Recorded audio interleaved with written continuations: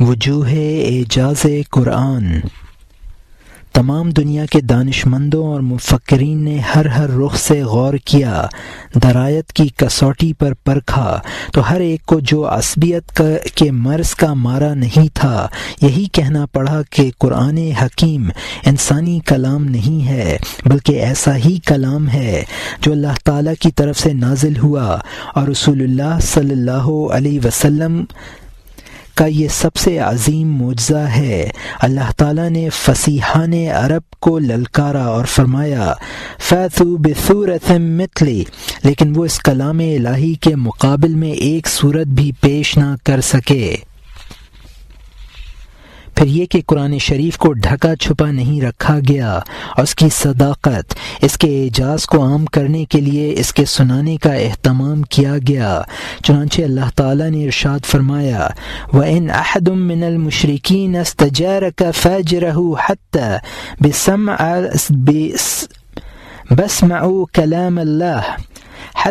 بسمعوا کلام اللہ، اور اگر مشرکین میں سے کوئی تمہاری پناہ کا خواستگار ہو تو اسے پناہ دے دو تاکہ وہ اللہ کا کلام سنے، اور اگر کلام ربانی سننے کے باوجود ان کے قلوب غیر متاثر رہیں تو یہ اس بات کی دلیل نہیں کہ کلام بے اثر ہے، بلکہ ان کے دل مریض ہیں۔ کلام تو یقیناً معجزہ ہے۔ وَقَالُوا لَوْلَا أُنزِلَ عَلَيْهِ آيَاتٌ مِّن رَّبِّهِ قُلْ إِنَّمَا الْآيَاتُ عِندَ اللَّهِ وَإِنَّمَا أَنَا نَذِيرٌ مُّبِينٌ أَوَلَمْ يَكْفِهِمْ أَنَّا أَنزَلْنَا عَلَيْكَ الْكِتَابَ یتلا علیہم۔ پارہ نمبر 21، سورہ عنکبوت، رکوع نمبر 5۔ ترجمہ: کافروں نے کہا کہ کچھ نشانیاں ان پر ان کے رب کی طرف سے براہ راست کیوں نہ اتریں؟ تم ان سے کہہ دو کہ نشانیاں تو اللہ ہی کے پاس ہیں، اور میں تو واضح طور پر ڈرانے والا ہوں، اور کیا یہ ان کے لیے کافی نہیں کہ تم نے ہمارے اوپر کتاب نازل فرمائی جو ان پر پڑھی جاتی ہے؟ اللہ تعالیٰ نے ارشاد فرمایا کہ قرآن کریم اس کی نشانیوں کی ایک نشانی ہے۔ اہل عرب فصیح و بلیغ، انشا پرداز خطیب اور شاعر تھے، اور ان کو اس صنعت پر بڑا غرور، گھمنڈ اور پندار بھی تھا، لہٰذا ان کو تحدی کی گئی اور سالہ سال کی ان کو مہلت دی گئی، مگر وہ ایک چھوٹی صورت بنانے پر بھی قادر نہ ہو سکے، ہر چند کہ وہ اللہ کے نور کو بجھانے اور چھپانے پر تلے بیٹھے تھے۔ تو اگر اس سے معارضہ کرنا ان کی قدرت میں ہوتا تو یقیناً قطع حجت کے لیے کام میں لاتے، مگر سارے زبان آور عاجز رہے۔ حافظ ابن حجر فرماتے ہیں کہ اللہ تعالیٰ نے حضور علیہ الصلاۃ والسلام کو اس حال میں مبعوث فرمایا کہ عربوں کے اندر اس زمانے میں بڑے بلند پایا خطیب اور شعراء موجود تھے، اور زبان کی لطافت کو پورے طور پر سمجھتے تھے، ان کے ذہنوں میں الفاظ کا بڑا ذخیرہ تھا۔ رسول اللہ صلی اللہ علیہ وسلم نے تمام اہل عرب کو معارضہ قرآن کی دعوت دی، مگر وہ سب عاجز رہے۔ جن وجوہ کے ساتھ قرآن کے اعجاز کا وقوع ہوا، ان میں لوگوں کا اختلاف ہے، اور ان میں کئی قول ہیں جن کو میں نے کتاب تفسیر اتقان میں تفصیل کے ساتھ بیان کیا ہے۔ ان میں سے چند وجوہ کا خلاصہ یہ ہے۔ پہلی وجہ اعجاز یہ ہے کہ قرآن کریم اپنے نظم و اسلوب کی صورت میں عجیب و غریب ہے، جو اسالیب عرب کے مطابق نہیں۔ قرآن کریم کی وہ ترتیب و نظم جس کا وہ حامل ہے، اور اس پر آیات کے مقاطع، کلمات کے فواصل اور عبارت میں اوقاف کا جو نظام ہے وہ اپنی نظیر آپ ہے۔ دوسری وجہ اعجاز یہ ہے کہ قرآن کریم ایسی غیبی خبروں پر مشتمل ہے جو اس وقت واقع نہیں ہوئی تھیں، اور جب وہ واقع ہوئیں تو ویسی ہی واقع ہوئیں جیسی کہ خبر میں دی گئی تھی۔ تیسری وجہ اعجاز یہ ہے کہ قرون ماضیہ اور شرائع سابقہ کی خبریں اس قبیل سے تھیں جن کو اہل کتاب میں سے کوئی شخص اس وقت تک نہیں مان سکتا تھا جب تک کہ وہ اپنی عمر کا بیشتر حصہ اس کی تحصیل میں صرف نہ کر دے۔ رسول اللہ صلی اللہ علیہ وسلم ان وجوہ کے ساتھ جن پر وہ منصوص تھیں قرآن کریم میں لے کر آئے، حالانکہ آپ امی تھے، پڑھنا لکھنا کسی سے نہیں سیکھا تھا۔ چوتھی وجہ اعجاز یہ ہے کہ قرآن کریم ضمیر کی کیفیات اور قلب کے احساسات کو بیان کرتا ہے۔ مثال کے طور پر قرآن حکیم نے بیان کیا اذ ہمت طائفتان منکم ان تفشلا، اور فرمایا وَيَقُولُونَ فِي أَنفُسِهِمْ لَوْلَا يُعَذِّبُنَا اللَّهُ بِمَا نَقُولُ۔ پانچویں وجہ اعجاز یہ ہے کہ قوم کو عاجز اور ناچار بتانے کے سلسلے میں بعض قضا یا اور اخبار وارد ہوئے۔ مثلا قرآن نے بتایا کہ فلاں لوگ ایسا نہ کر سکیں گے، اور پھر واقعات کی دنیا میں وہ ویسا نہ کر سکے، جیسا کہ یہود کے بارے میں بتایا تھا وَلَن يَتَمَنَّهُ أَبَدًا، یعنی یہود کبھی بھی اس کی آرزو نہ کریں گے۔ چھٹی وجہ اعجاز یہ ہے کہ عرب فصحاء، شعراء اور ماہرین زبان ایڑی چوڑی کا زور اور اجتماعی و متفقہ کوششوں کے باوجود معارضت میں ناکام رہے۔ ساتویں وجہ اعجاز یہ کہ سماعت قرآن کے موقع پر مخالفوں اور منکروں پر خوف و دہشت پیدا ہو جاتی، اور تلاوت کی سماعت کے وقت عجیب ہیبت و رعب طاری ہو جاتا، جیسا کہ جبر بن مطعم کے دل پر رعب و دہشت طاری ہوا۔ حضور علیہ الصلاۃ والسلام مغرب کی نماز جہری میں سورہ طور کی تلاوت کر رہے تھے جب اس آیت پر پہنچے ام خلقوا من غیر شیء ام هم الخالقون ام خلقوا السماوات والارض بل لا یوقنون ام عندهم خزائن ربک ام هم المسیطرون۔ کیا یہ لوگ بغیر کسی خالق کے خود بخود پیدا ہو گئے ہیں، یا یہ خود اپنے خالق ہیں، یا انہوں نے آسمان و زمین کو پیدا کیا ہے؟ بلکہ یہ لوگ یقین نہیں لاتے۔ کیا ان لوگوں کے پاس تمہارے رب کے خزانے ہیں، یا یہ لوگ حاکم ہیں؟ یہ پارہ نمبر 27 سورہ طور رکوع نمبر 2 کی آیات ہیں۔ حضرت جبیر رضی اللہ عنہ فرماتے ہیں کہ اس کلام الہی کو سن کر ایسا محسوس ہوتا تھا کہ شاید میرا دل پارا پارا ہو جائے گا، اور یہ پہلا موقع تھا کہ اسلام کی صداقت میرے دل میں جاگزیں ہوئی۔ ساتویں وجہ اعجاز یہ کہ نہ تو اس کے پڑھنے والے کا دل بھرتا ہے اور نہ سننے والے کا، بلکہ بار بار اس کی تلاوت کے لیے وہ بے قرار ہوتا ہے اور ہر بات اس کو لذت بڑھتی جاتی ہے۔ اسی وجہ سے حضور علیہ الصلاۃ والسلام نے قرآن کی ایک صفت یہ بھی بیان کی کہ بار بار پڑھنے سے قرآن پرانا نہیں ہوتا۔ آٹھویں وجہ اعجاز یہ ہے کہ قرآن کریم رہتی دنیا تک باقی رہنے والی خدا کی کتاب ہے، اس میں کبھی کوئی تحریف نہیں کر سکے گا، اور اس کی حفاظت کی ذمہ داری اللہ تعالی نے خود لی ہے۔ نویں وجہ اعجاز یہ ہے کہ اللہ تعالیٰ نے قرآن کریم میں تمام علوم و معارف کو جمع فرما دیا ہے جو کسی کتاب میں یکجا نہیں ہوئے اور نہ آئندہ ہوں گے، اور نہ کسی فرد کا علم اس کے چند کلمات اور گنتی کے حروف کا احاطہ کر سکتا ہے۔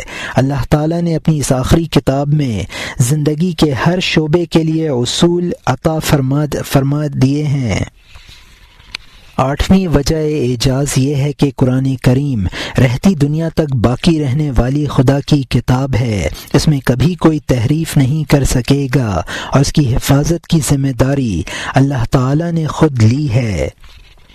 نویں وجہ اعجاز یہ ہے کہ اللہ تعالیٰ نے قرآن کریم میں تمام علوم و معارف کو جمع فرما دیا ہے جو کسی کتاب میں یکجا نہیں ہوئے اور نہ آئندہ ہوں گے، اور نہ کسی فرد کا علم اس کے چند کلمات اور گنتی کے حروف کا احاطہ کر سکتا ہے۔ اللہ تعالیٰ نے اپنی اس آخری کتاب میں زندگی کے ہر شعبے کے لیے اصول عطا فرمائے ہیں۔ 10ویں وجہ اعجاز یہ ہے کہ اللہ تعالیٰ نے اس کتاب کی مزاجی خصوصیات کو ثواب و عذاب، انعام و عتاب اور رحمت و عقاب میں بین رکھا ہے، اس لیے یہ مایوسی ہونے دیتا ہے نہ امید کا دامن چھڑواتا ہے، اور اگر ایک وقت خوف کے سائے پڑنے لگتے ہیں تو معاً دوسرے وقت رجا اور امید سے دل کو سہارے ملنے لگتے ہیں۔ 11ویں وجہ اعجاز یہ ہے کہ اللہ تعالیٰ اس کتاب کو دوسری آسمانی سابقہ کتابوں کے لیے ناسخ قرار دیا اور کتب سابقہ کے اساطیری بیانات کی صحت و عدم صحت کا معیار قرار دیا، جیسا کہ ارشاد خداوندی ہے، ان هذا القرآن يقص على بنی اسرائیل اکثر الذی هم فیہ یختلفون، یعنی بے شک یہ قرآن بنی اسرائیل پر ایسے قصے بیان کرتا ہے جن سے وہ لوگ اکثر اختلاف کرتے ہیں۔ قاضی عیاض فرماتے ہیں کہ پہلی 4 وجوہ اعجاز قرآن میں ایسی ہیں کہ جن پر اعتماد کیا گیا ہے، اور باقی وجوہ قرآن کی خصوصیات میں بیش ہیں۔ بقیہ خصائص قرآن سے یہ ہے کہ اس کا نزول 7 حروف پر ہوا ہے، اور یہ کہ اس کے نزول ٹکڑے اور تھوڑا ہوا ہے، اور یہ قرآن حفظ کے لیے بہت آسان کیا گیا ہے، یعنی بہت آسانی سے حفظ ہو جاتا ہے۔ دیگر تمام کتابیں ان 3 خصوصیتوں سے عاری ہیں۔ میں نے پہلی 2 خصوصیتوں کو تفصیل کے ساتھ الاتقان میں بیان کیا ہے۔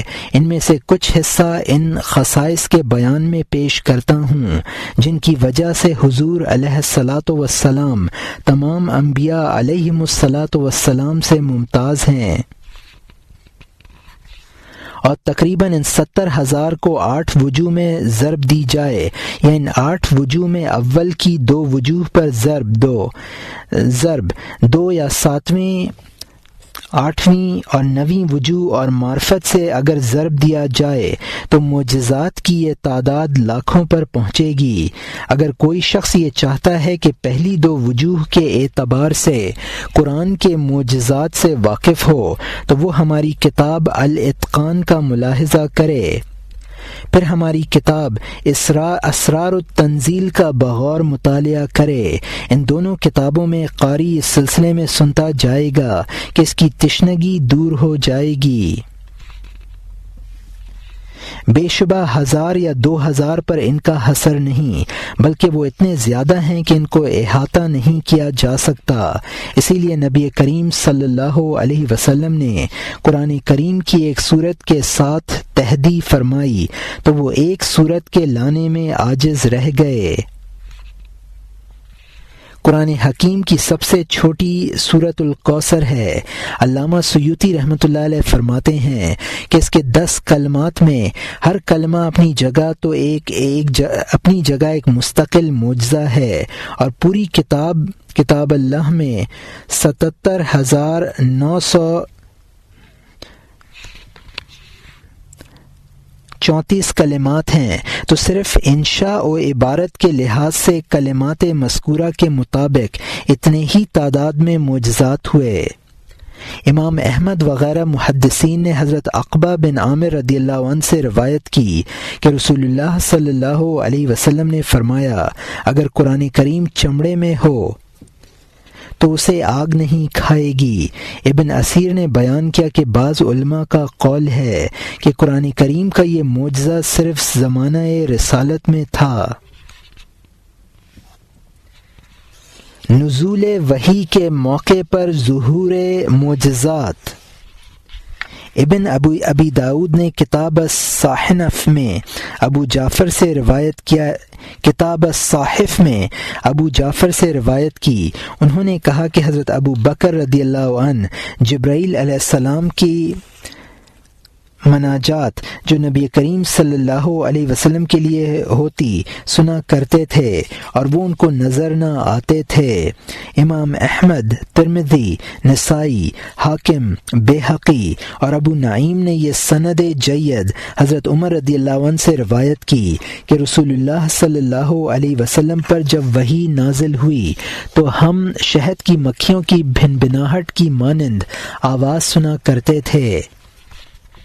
ایک روایت میں ہے کہ حضور علیہ الصلاۃ والسلام کے چہرے کے قریب سے یہ آواز سنی جاتی۔ شیخین رحمۃ اللہ علیہ نے حضرت عائشہ صدیقہ رضی اللہ عنہا سے روایت کی کہ رسول اللہ صلی اللہ علیہ وسلم سے حارث بن ہشام رضی اللہ عنہ نے پوچھا کہ آپ صلی اللہ علیہ وسلم پر وحی کس طرح نازل ہوتی ہے؟ فرمایا، میرے پاس کبھی گھنٹی کی سی آواز آتی ہے اور یہ کیفیت مجھ پر بہت سخت گزرتی ہے، پھر وہ زائل ہو جاتی ہے اور فرشتہ جو کہتا ہے میں یاد کر لیتا ہوں۔ کبھی فرشتہ انسانی صورت میں آ کر مجھ سے کلام کرتا ہے۔ حضرت عائشہ رضی اللہ عنہا فرماتی ہیں کہ میں نے سخت سردی کے دن حضور صلی اللہ علیہ وسلم پر وحی نازل ہوتے دیکھی تو آپ صلی اللہ علیہ وسلم کی پیشانی سے پسینہ بہہ رہا تھا۔ ابن سعد نے ابو سلمہ رضی اللہ عنہ سے روایت کی کہ رسول اللہ صلی اللہ علیہ وسلم فرماتے تھے کہ میرے پاس وحی دو طرح پر آتی ہے، ایک فرشتے کے ذریعے، دوسرے آواز کے ذریعے جو مثل گھنٹے کی آواز کے ہوتی ہے، مگر یہ صورت مجھ پر گراں گزرتی ہے۔ ابو نعیم نے حضرت عائشہ رضی اللہ عنہا سے روایت کی کہ رسول اللہ صلی اللہ علیہ وسلم نزول وحی کے وقت بوجھ محسوس کرتے تھے، اسی لیے ارشاد باری ہے اِنَّا سَنُلْقِي عَلَيْكَ قَوْلًا ثَقِيلًا، یعنی بے شک ہم نے آپ صلی اللہ علیہ وسلم پر بھاری قول القا فرمایا۔ ابو نعیم نے حضرت زید بن ثابت رضی اللہ عنہ سے روایت کی کہ رسول اللہ صلی اللہ علیہ وسلم پر جب وحی نازل ہوتی تو آپ صلی اللہ علیہ وسلم اس کا بوجھ محسوس فرماتے اور پیشانی پر پسینہ نمودار ہو جاتا، خواہ سردی کا موسم ہو۔ طبرانی نے زید بن ثابت سے روایت کی ہے کہ انہوں نے فرمایا کہ جب رسول اللہ صلی اللہ علیہ وسلم کی وحی لکھا کرتا تھا، جب آپ صلی اللہ علیہ وسلم پر وحی نازل ہوتی تو آپ صلی اللہ علیہ وسلم کو شدید لرزہ لاحق ہو جاتا اور آبدار موتی کے مانند پسینہ آ جاتا۔ پھر جب یہ کیفیت رفع ہو جاتی تو حضور علیہ الصلاۃ والسلام وحی لکھواتے اور میں اس کو تحریر کرتا۔ جب میں وحی کی کتابت سے فارغ ہو جاتا تو قرآن کریم کے بوجھ سے مجھے اپنے پاؤں ٹوٹتے محسوس ہوتے، حتیٰ کہ میں خیال کرتا کہ اب میں کبھی چلنے کے قابل نہ رہوں گا۔ امام احمد رحمۃ اللہ علیہ نے حضرت ابن عباس رضی اللہ عنہما سے روایت کی کہ انہوں نے فرمایا کہ رسول اللہ صلی اللہ علیہ وسلم پر جب وحی نازل ہوتی تو آپ صلی اللہ علیہ وسلم کے رنگ کے تغیر سے لوگ پہچان لیتے۔ ابو نعیم نے حضرت ابن عباس سے روایت کی ہے کہ انہوں نے فرمایا کہ رسول اکرم صلی اللہ علیہ وسلم پر جب وحی نازل ہوتی تو آپ صلی اللہ علیہ وسلم کے چہرہ انور اور جسم مقدس کا رنگ متغیر ہو جاتا تھا اور آپ صلی اللہ علیہ وسلم کے صحابہ کرام گفتگو سے رک جاتے اور آپ صلی اللہ علیہ وسلم خود بھی کسی سے گفتگو نہ فرماتے۔ امام احمد و بیہقی نے حضرت عائشہ صدیقہ رضی اللہ عنہا سے روایت کی ہے کہ نزول وحی کے وقت اگر رسول اکرم صلی اللہ علیہ وسلم اونٹنی پر سوار ہوتے تو بار وحی سے اونٹنی گردن ڈال دیتی تھی۔ احمد و طبرانی و بیہقی اور ابو نعیم نے حضرت اسماء بنت یزید رضی اللہ عنہا سے روایت کی کہ ایک مرتبہ میں رسول اللہ صلی اللہ علیہ وسلم کی اونٹنی کی مہار پکڑے تھی، آپ صلی اللہ علیہ وسلم اس پر سوار تھے کہ سورہ مائدہ نازل ہوئی تو قریب تھا کہ اونٹنی کے بازو بار وحی سے ٹوٹ جائیں۔ مسلم نے حضرت ابو ہریرہ رضی اللہ عنہ سے روایت کی کہ رسول اللہ صلی اللہ علیہ وسلم پر جب نزول وحی ہوتا تو ہم میں سے کسی میں مجال نہ ہوتی کہ میں حضور علیہ الصلاۃ والسلام پر نظر ڈال سکیں۔ جناب رسالت مآب صلی اللہ علیہ وسلم نے جبرائیل علیہ السلام کو ان کی اصل صورت میں دیکھا۔ امام احمد، ابن ابی حاتم اور ابو شیخ نے حضرت ابن مسعود رضی اللہ عنہ سے روایت کی کہ رسول اللہ صلی اللہ علیہ وسلم نے حضرت جبرائیل علیہ السلام کو 2 مرتبہ ان کی اصل صورت میں دیکھا۔ پہلی مرتبہ خود حضور علیہ الصلاۃ والسلام کے کہنے پر جبرائیل علیہ السلام نے خود کو دکھایا اور وہ عظیم جسامت سے افق کو گھیرے ہوئے تھے، اور دوسری مرتبہ شب معراج میں آپ صلی اللہ علیہ وسلم نے ان کو سدرۃ المنتہا کے پاس دیکھا۔ شیخین نے حضرت عائشہ رضی اللہ عنہا سے روایت کی کہ رسول صلی اللہ علیہ وسلم نے جبرائیل علیہ السلام کو اپنی اصل صورت میں 2 مرتبہ دیکھا۔ آپ صلی اللہ علیہ وسلم نے ان کو دیکھا کہ وہ آسمان سے زمین کی طرف اتر رہے ہیں اور ان کی خلقت عظیم نے زمین و آسمان کو گھیر لیا ہے۔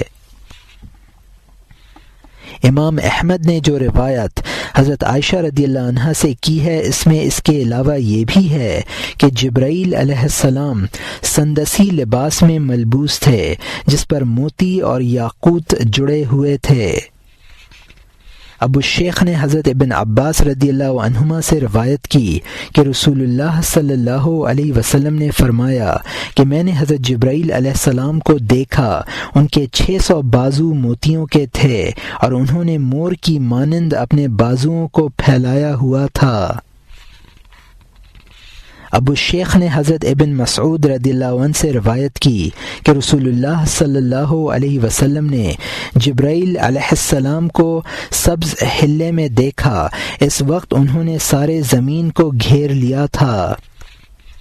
ابو شیع اور ابن مردویہ نے حضرت ابن عباس رضی اللہ عنہ سے جو روایت کی ہے اس میں ہے کہ ان کے دونوں پاؤں سدرہ پر معلق تھے۔ ابو شیخ نے حضرت شرح بن عبید سے روایت کی کہ حضور علیہ الصلاۃ والسلام جب آسمان پر صعود فرمایا تو آپ صلی اللہ علیہ وسلم نے جبرائیل علیہ السلام کو ان کی تخلیقی صورت میں دیکھا۔ ابن سعد اور نسائی نے حضرت ابن عباس رضی اللہ عنہما سے روایت کی کہ جبرائیل وحیہ قلبی کی صورت میں رسول اللہ صلی اللہ علیہ وسلم کے پاس آیا کرتے تھے، اور طبرانی نے حضرت انس رضی اللہ عنہ سے جو روایت کی اس میں مزید یہ بھی ہے کہ حضرت دحیہ رضی اللہ عنہ بہت حسین و جمیل شخص تھے۔ نبوت کے مکی دور سے متعلق معجزات۔ ابن ابی شیبہ، ابو یعلی، دارمی، بیہقی اور ابو نعیم نے بطریق اعمش حضرت انس رضی اللہ عنہ سے روایت کی کہ اہل مکہ نے بعثت کے بعد رسول اللہ صلی اللہ علیہ وسلم پر بہت شدائد کیے۔ ایک بار آپ صلی اللہ علیہ وسلم ان کے گستاخانہ رویے اور نازیبہ حرکات سے خون میں تر مکہ سے باہر تشریف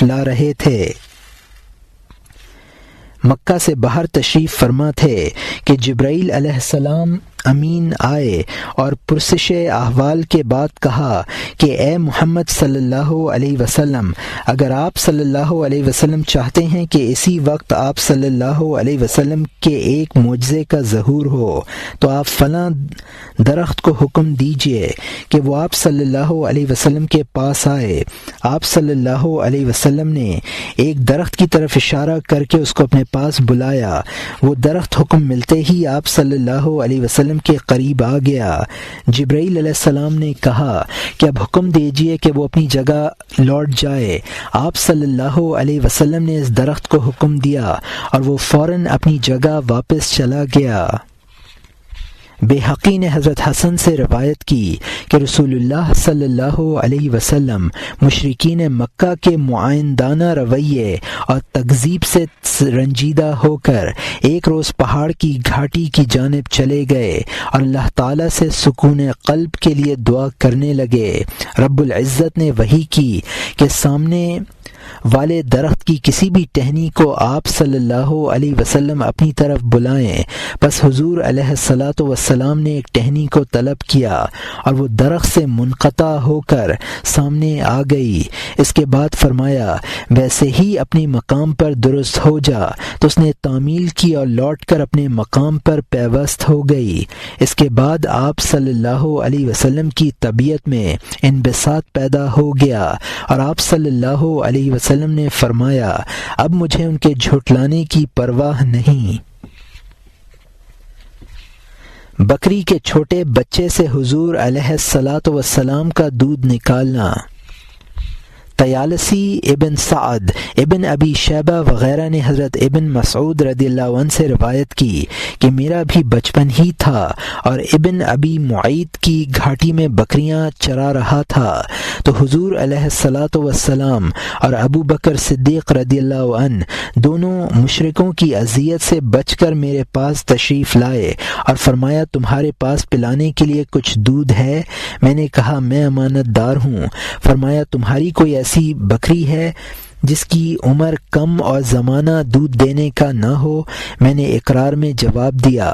پھر ایک مادہ جو قدرے بڑا تھا لا کر دیا، تو حضرت ابو بکر رضی اللہ عنہ نے اس کے پیر باندھے۔ پھر حضور علیہ الصلاۃ والسلام نے اس کے تھنوں پر ہاتھ پھیرا اور دعا کی تو اس کے تھن دودھ سے بھر گئے۔ پھر حضرت صدیق رضی اللہ عنہ کاسنا لے کر آئے اور حضور علیہ الصلاۃ والسلام نے اس بچے سے دودھ نکالا اور دونوں حضرات نبی اکرم صلی اللہ علیہ وسلم اور صدیق رضی اللہ عنہ نے خود بھی دودھ پیا، مجھے بھی پلایا۔ اس کے بعد حضور علیہ الصلاۃ والسلام نے فرمایا اے دودھ اتر جا، تو وہ اتر گیا۔ حضرت خالد بن سعید بن العاص رضی اللہ عنہ کا خواب۔ ابن سعد اور بیہقی نے محمد بن عبداللہ بن عمر بن عثمان سے روایت کی کہ حضرت خالد بن سعید متقدمین اسلام سے تھے۔ ان میں قبول اسلام پیدا ہونے کا واقعہ یہ ہے کہ انہوں نے خواب میں دیکھا کہ وہ جہنم کے کنارے کھڑے ہیں۔ پھر انہوں نے جہنم کی وسعت بیان کی جس کو خدا ہی خوب جانتا ہے۔ انہوں نے خواب میں دیکھا کہ ان کے والد انہیں جہنم میں دھکیل رہے ہیں اور حضور صلی اللہ علیہ وسلم دخول جہنم سے روک رہے ہیں۔ وہ خوابزدہ ہو کر بیدار ہوئے اور کہا کہ یہ خواب برحق ہے۔ پھر وہ حضرت ابو بکر صدیق رضی اللہ عنہ کے پاس آئے، ان سے بیان کیا کہ میں نے اس طرح کا خواب دیکھا ہے۔ حضرت صدیق رضی اللہ عنہ نے جواب دیا اللہ کے رسول صلی اللہ علیہ وسلم تمہاری بھلائی کے خواستگار ہیں، تم ان سے رجوع کرو۔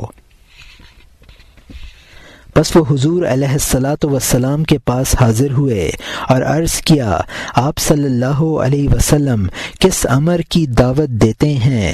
حضور علیہ الصلاۃ والسلام نے فرمایا میں اللہ تعالی کی طرف بلاتا ہوں کہ وہ ایک ہے اور اس کا کوئی شریک نہیں، اور یہ کہ محمد صلی اللہ علیہ وسلم اس کے بندے اور اس کے رسول ہیں۔ تم جن پتھروں کی پرستش میں مبتلا ہو اس سے باز آ جاؤ، کیونکہ وہ پتھر نہ سن سکتے ہیں، نہ دیکھ سکتے ہیں، نہ وہ نقصان پہنچا سکتے ہیں نہ نفع۔ وہ تو اتنا بھی نہیں جانتے کہ کون ان کی پوجا کرتا ہے اور کون نہیں۔ یہ سن کر حضرت خالد رضی اللہ عنہ ایمان لے آئے۔ جب حضرت خالد رضی اللہ عنہ کے والد کو معلوم ہوا کہ ان کے بیٹے نے آبائی دین کو چھوڑ دیا ہے تو اس نے حضرت خالد رضی اللہ عنہ پر طرح طرح کی سختیاں کی اور ان کو ڈرایا دھمکایا اور کہا کہ آج میں تم کو کھانے پینے کو کچھ نہیں دوں گا۔ حضرت خالد رضی اللہ عنہ نے کہا کہ مجھے تمہارے رزق کی کچھ پرواہ نہیں، اللہ تعالیٰ مجھے اتنا رزق دے گا کہ میں زندگی گزار لوں گا اور تم سے سوال نہ کروں گا۔ ابن سعد نے صالح بن کیسان سے روایت کی کہ حضرت خالد بن سعید نے بیان کیا کہ میں نے ظہور نبوت اسلام سے پہلے خواب میں دیکھا کہ مکہ اور اس کے اطراف کو گہری تاریکی نے ڈھانپ لیا ہے، صرف اطراف ہی نہیں بلکہ اس کی تاریکی میں زمین و آسمان تک پوشیدہ ہو گئے ہیں۔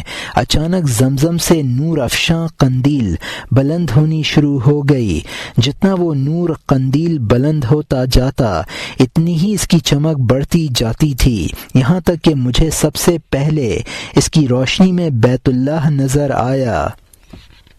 پھر اس علاقے کی ساری اشیاء، پہاڑ، عمارات اور نباتات، پھر وہ منظر اور وسیع ہوا اور مجھے یثرب کے نخلستان ایسے روشن نظر آئے کہ میں ان پر نیم پختہ کھجوریں دیکھ رہا تھا۔ پھر کسی کہنے والے نے اس روشنی کے درمیان سے کہا، سبحانہ سبحانہ تمت الکلمۃ وحلک ابن مارد بہذبتہ الحساء بین ادرجد الاکمہ، یعنی پاک ہے وہ ذات کلمہ پورا ہوا اور ابن مارد اورج واقمہ کے درمیان حدبتہ الحسا میں ہلاک ہوا۔ خالد نے اپنے بھائی عمر بن سعید سے اپنا یہ خواب بیان کیا تو انہوں نے کہا کہ تم نے یہ عجیب و غریب خواب دیکھا ہے، میرا خیال ہے کہ روشن قندیل عبد المطلب کے گھرانے سے نمایاں ہوں گی، کیونکہ چاہے زمزم انہی کی تحویل میں ہے اور تم نے اس نور کو چاہے زمزم سے نکلتے دیکھا ہے۔ اس روایت و دارقطنی نے الامزاد میں بیان کیا ہے۔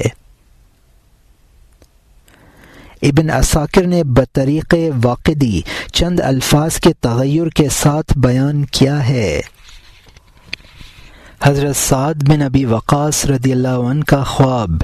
ابن ابی الدنیا اور ابن عساکر نے حضرت سعد بن ابی وقاص سے روایت کی، انہوں نے بیان کیا کہ میں نے قبول اسلام سے 3 روز قبل خواب دیکھا کہ میں ایک تاریک اور اندھیرے ماحول میں ہوں کہ دفتن مجھے چاند کی روشنی نظر آئی، میں اس روشنی کے پیچھے چلا، میں نے دیکھا کہ کچھ لوگ اس تک پہنچنے میں مجھ سے سبقت حاصل کر چکے ہیں، پھر میں ان لوگوں سے نزدیک ہوا تو میں نے پہچانا، ان میں زید بن حارثہ رضی اللہ عنہ، علی رضی اللہ عنہ بن ابی طالب اور ابو بکر صدیق رضی اللہ عنہ نظر آئے۔ میں نے ان حضرات سے دریافت کیا تم اس جگہ کب آئے؟ تو انہوں نے جواب دیا کہ چاند کے روشن ہوتے ہی ہم اس تک پہنچ گئے۔ پھر کچھ ہی دن ہوئے تھے کہ میں اطلاع پا کر ایک روز اجیات کی وادی میں حضور علیہ الصلاۃ والسلام سے ملا اور پوچھا آپ صلی اللہ علیہ وسلم کی دعوت کیا ہے؟ حضور علیہ الصلاۃ والسلام نے فرمایا اللہ کی توحید اور اپنی رسالت کی دعوت۔ میں نے اس کو قبول کیا اور کلمہ شہادت پڑھ کر داخل اسلام ہو گیا۔ حضور علیہ الصلاۃ والسلام کا 1 صاع مقدار طعام سے 40 افراد کو شکم سیر ہو کر کھانا کھلانا۔ ابن اسحاق اور بیہقی نے حضرت علی رضی اللہ عنہ سے روایت کی کہ جب آیت کریمہ وَأَنذِرْ عَشِيرَتَكَ الْأَقْرَبِينَ نازل ہوئی تو اس کے بعد آپ صلی اللہ علیہ وسلم نے فرمایا 1 بکری کے پائے اور 1 صاع غلہ کا طعام تیار کرو اور 1 قدح دودھ بھی رکھو۔ پھر اقربہ یعنی اولاد عبد المطلب کو بلا لو، تو میں نے تعمیل کی اور وہ سب آ گئے جن کی تعداد 4029 یا 41 تھی۔ ان لوگوں میں حضور علیہ الصلاۃ والسلام کے چچا یعنی حضرت عباس اور ابو لہب بھی موجود تھے۔ میں نے ان کے سامنے گوشت کا بڑا پیالہ رکھا، حضور علیہ الصلاۃ والسلام نے اس میں سے ایک بوٹی لی اور دانتوں سے توڑ کر پیالے میں بکھیر دی اور فرمایا بسم اللہ کر کے شروع کیجئے۔ تو سب مہمانوں نے سیر ہو کر کھانا کھایا، مگر کھانا تقریباً ویسا ہی موجود اور باقی تھا۔ اس کے بعد فرمایا، علی سب کو دودھ پلاؤ۔ تو میں پیالہ لایا جس میں سے سب نے سیر ہو کر پیا، حالانکہ وہ دودھ مقدار میں صرف ایک شخص کے لیے ہی کافی تھا۔ اس کے بعد حضور علیہ الصلاۃ والسلام نے دعوت اسلام پیش کی۔ پانی کا زمین سے جوش زن ہونا۔ ابن سعد نے حضرت عمر بن سعید کی روایت کو بیان کیا کہ ابو طالب نے کہا کہ میں ذی المجاز میں محمد صلی اللہ علیہ وسلم کے ساتھ تھا کہ مجھے پیاس لگی۔ میں نے کہا کہ مجھے پیاس لگی ہے، تو حضور علیہ الصلاۃ والسلام نے اونٹنی کو بٹھایا، اس پر سے اترے اور پیچھے کی طرف چند قدم چل کر جھکے۔ وہاں پانی تھا۔ مجھ سے کہا کہ چچا پانی پیجئے، اور میں نے خوب سیر ہو کر پانی پیا۔ ابو طالب کی صحت کے لیے حضور علیہ الصلاۃ والسلام کا دعا کرنا۔ ابن عدی، بحقی اور ابو نعیم نے حضرت انس رضی اللہ عنہ سے روایت کی کہ ابو طالب کی بیماری میں رسول اللہ صلی اللہ علیہ وسلم نے ان کی عیادت فرمائی اور ابو طالب کی خواہش پر دعا بھی کی، اے اللہ میرے چچا کو صحت اور شفا عطا فرما۔ تو ابو طالب کھڑے ہوئے اور بیماری کا کوئی اثر باقی نہ رہا۔ ابو طالب نے کہا کہ اے بھتیجے، تمہارا معبود تم پر بہت مہربان ہے۔ آپ صلی اللہ علیہ وسلم نے جواب دیا، اے چچا، اگر تم بھی اسی معبود کی بندگی اختیار کر لو تو یقیناً تم پر بھی مہربانی فرمائے گا۔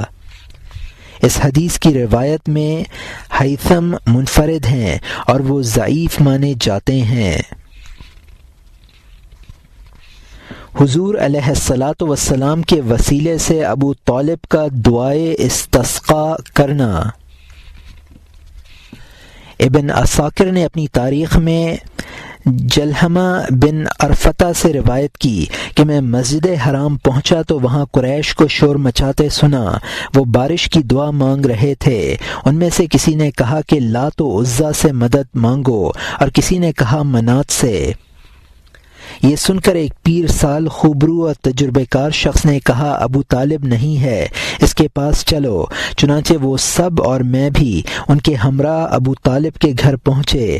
آواز دی تو ابو طالب زرد چادر گردن میں لپیٹے باہر نکلے۔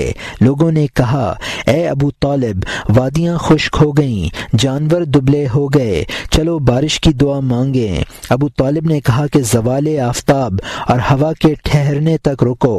پھر ابو طالب ایک بچے کو ہمراہ لے کر نکلے، انگلی پکڑی اور بچے کی پشت کو خانہ کعبہ سے ملا کر کھڑا کیا اور طلب بارش کی دعا کرنے لگے۔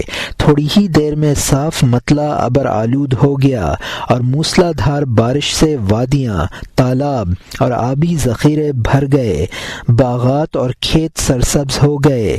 اس موقع پر ابو طالب نے کہا، وَأَبْيَدْ يَسْتَقِي الْغَمَامَ بِوَجْهِ ثَمَالَ الْيَتَامَى عِصْمَةَ الْأَرَامِلِ، یعنی آپ صلی اللہ علیہ وسلم کی ذات ایسی برکت والی ہے کہ آپ صلی اللہ علیہ وسلم کے چہرے سے بادل پانی کا خواستگار ہوتا ہے۔